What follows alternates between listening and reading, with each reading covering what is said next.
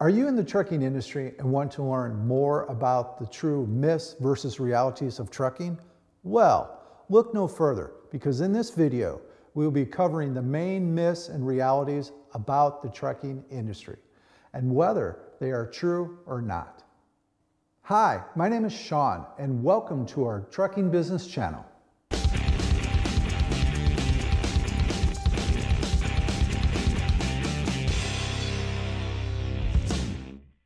Different rates per mile can be paid on the same lanes.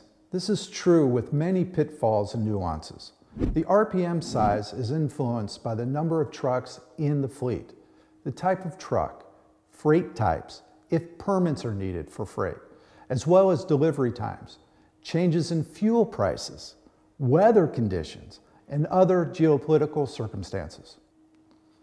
When brokers determine the size of the RPM, they pay attention to whether you have a permit.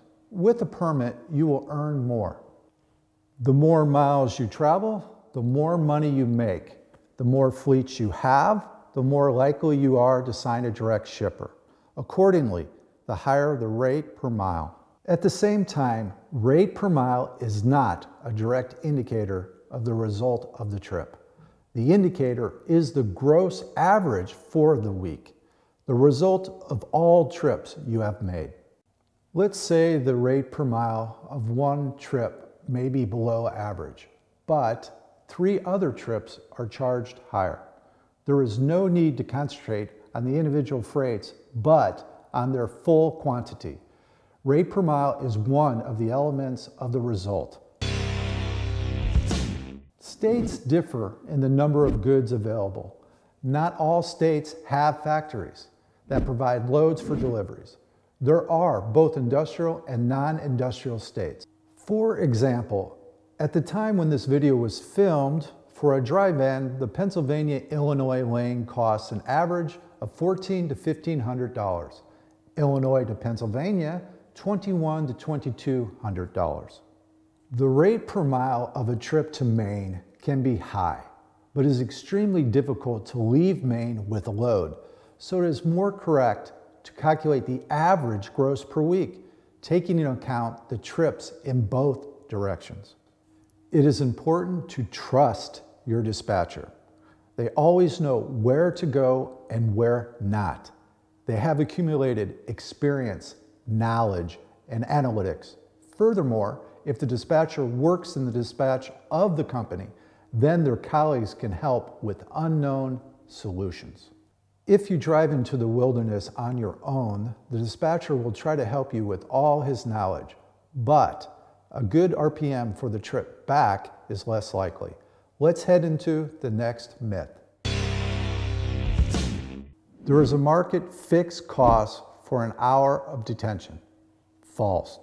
Most shippers and receivers have a 2-hour window to load and unload a truck. Any time spent outside the allotted 2 hours is detention. The detention is used to offset the cost of a truck being detained by the shipper or receiver. Therefore, there is no single fixed standard cost for the market. Detention costs can be either $50 or $100, and a broker can have influence over that. Brokers make money on detention too, so it is important to boldly remind them of money. This is completely normal and completely legal. If the broker does not want to pay, then call their manager. Read carefully the detention limits in rate confirmation. Don't sign anything before you read it. If no limits are specified, ask the broker by email about the cost of detention and when it occurs. Always record the time spent out on the bill of lading and ask to sign it to prove exactly how much time you spent there. Time spent out on the BOL is the time from the arrival of the truck to its final loading.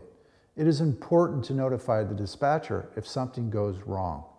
If you are not loaded for more than an hour, notify the broker. Here at Resolute, we've armed you with the common myths and realities in trucking to make sure that you are on the right path in making money. Share this video with your friends, hit the like button, and be sure to subscribe to watch our next episodes.